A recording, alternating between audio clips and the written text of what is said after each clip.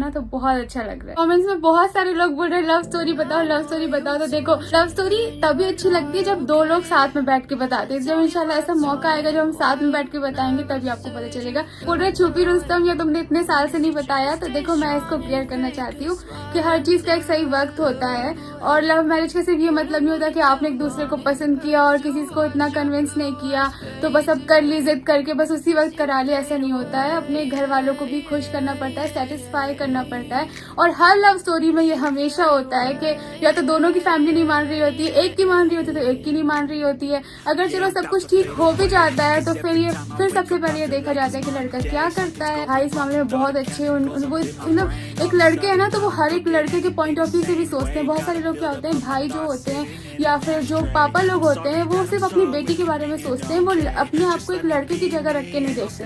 लेकिन भाई हर चीज से गुजरे हैं, वो आज के जमाने के हैं, तो वो कभी ये नहीं कहते कि नहीं आप शालू जिससे शादी कर रही है तो वो बहुत ज्यादा पैसे वाला हो या लाखों कमाता हो। उनका हमेशा से एक ये था कि जिसके साथ भी शादी हो रही ना वो खुद से अपने मतलब खर्चे उठा सके, जरूरतें पूरी कर सके जो मिनिमम सी होती हैं, बस उनकी यही ख्वाहिश थी। तो फ्रेंड्स मुद्दे की बात ये है कि जब सनी मुझसे मिला था उस वक्त शायद वो दिल्ली में कोई जॉब करता था, वो छोड़ चुका था।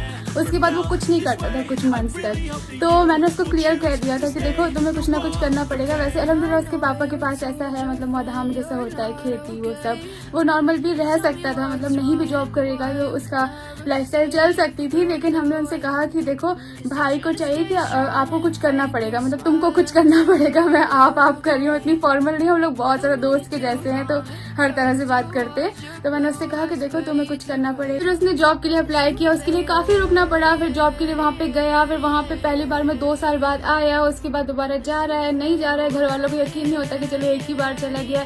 वहाँ पे उसको बहुत मेहनत भी पड़ी उसके लिए, मतलब मेरे दिल में इस बात की बहुत इज्जत है क्योंकि घर से दूर जाना, इतने प्यार के माहौल को छोड़ के दूर जाना, ऐसी कंट्री में जहाँ आपको कुछ काम नहीं आता और एक ऐसी पोस्ट पे काम करना जहाँ पे आपको कंप्यूटर से आपने पहले तो कुछ किया नहीं है, अब उस टाइम आपको पूरा कंप्यूटर का काम, साथ साथ इंग्लिश भी नहीं आती, साथ साथ अरबी भी नहीं आती प्रॉपर वाली, तो आपको बहुत मुश्किल होती है। तो वो सब उसने किया, वहाँ पे 4-5 साल रहा, उसने अपने आप को प्रूव किया। इन सब चीज़ों में बहुत सारी चीज़ें आगे पीछे हुई, ये सब आपको मैं सिर्फ शॉर्ट में बता रही हूँ कि इन सब चीज़ों में इतना टाइम लग जाता है और हमें सीरियसली 7 साल लगे हैं, कोई छोटी बात नहीं है। लेकिन हमने आपसे हमेशा से सोचा था कि घर वालों को, माँ बाप को स्पेशली हमेशा सुकून में आ जाना चाहिए, उनके दिल में कोई भी ऐसी बात नहीं रहनी चाहिए। अब हमारे यहाँ पे क्या है कि आपको पता है कि पापा को जो है वो इतनी अब ज़्यादा इतना समझ नहीं है। वो सनी को पहले देख लिया छोटे में तो उनको सनी पसंद था, मतलब उन्हें ऐसा नहीं था कि नहीं इससे नहीं करना है। लेकिन मेन जो मुद्दा था वो भाई भाभी को मनाना क्या है कि उनको दिल में सुकून आ जाना। भाई भाभी बहुत स्ट्रिक्ट वाले तो है नहीं, आपने देखा होगा, बहुत ही आज के ज़माने के हैं। लेकिन एक बहन की जब बात आती है तो हर एक छोटे मोटे डर होते हैं, वो डर हमने दूर किए। सनी के घर वालों के जो डर थे वो दूर किए। वो कौन कौन से डर थे वो बहुत लंबी कहानी है,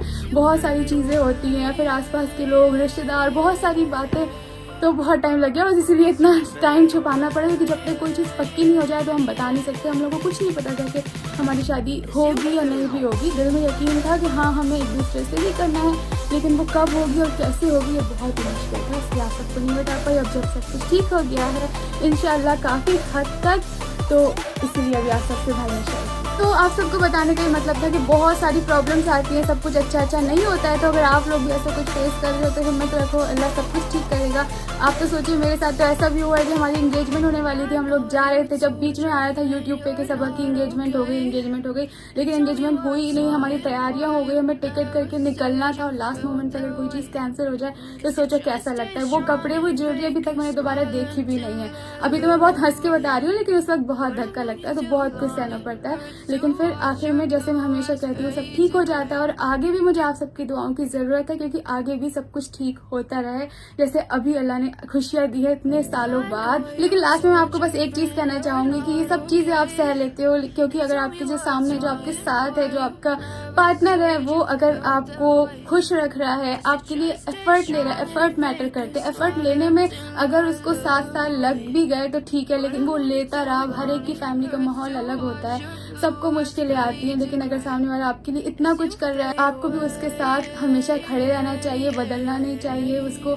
वक्त अगर वो ले रहा है तो उसे भी समझना चाहिए। तो मैंने भी बस वही किया, क्योंकि मुझे उसका भी साथ चाहिए था और मुझे घर वालों की भी खुशी चाहिए थी।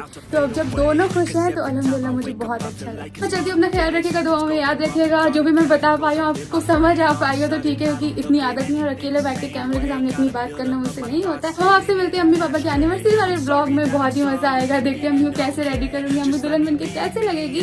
तो अभी के लिए अल्लाह हाफिज़, आई लव यू। वीडियो को लाइक कर दीजिएगा, चैनल को जरूर सब्सक्राइब कर दीजिएगा। थैंक यू भाई को इतना सारा विश करने के लिए, आहिस्ता आहिस्ता को इतना पसंद करने के लिए, और मुझे और सनी को भी इतना पसंद करने के लिए। Thank you.